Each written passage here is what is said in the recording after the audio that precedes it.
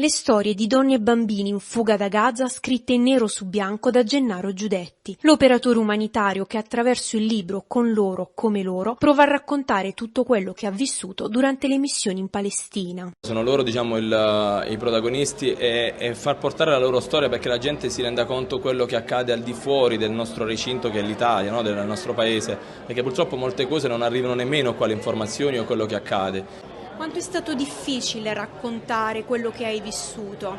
Tanto perché a volte non è manco facile raccontare, perché sono delle storie, delle realtà così troppo lontane e diverse da noi e a volte anche troppo crude, che di cercare di metterle nel libro in maniera tale che la gente possa capire o arrivare a immedesimarsi in quello che io sto vivendo e provando. Senti che ci sono delle ferite che si sono aperte in te una volta che hai conosciuto quelle storie?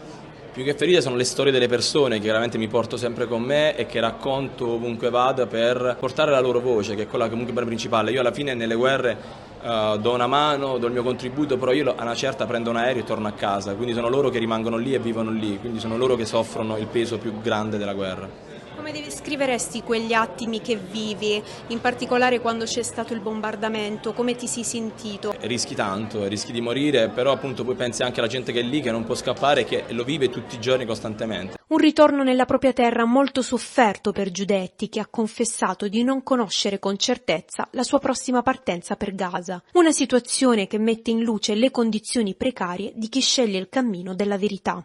Probabilmente non mi faranno più ritornare, quindi aspettiamo la conferma fra 10 giorni, però dovrebbe essere che non mi vogliono più a Gaza, nel senso che le autorità israeliane sono loro che decidono chi deve entrare e uscire dalla striscia e probabilmente mi hanno dato un ordine di espulsione, quindi non posso più rientrare fondamentalmente. Perché chi parla, chi racconta o viene fatto fuori o viene cacciato via dalla striscia, perché nessuno deve raccontare e deve essere testimone di quello che sta accadendo. Quello che voi vedete in TV, quello che voi vedete sui social è tanto, troppo. Immaginate che quello non è niente, quello è il 60% più o meno di quello che accade a Gaza.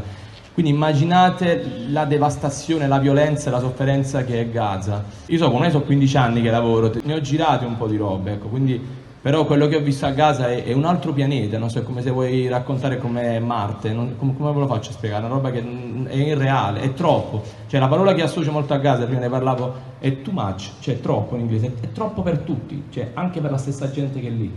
E però loro purtroppo non hanno scelto, sono rimasti lì bloccati, non possono scappare, non possono fare nulla, devono subirla.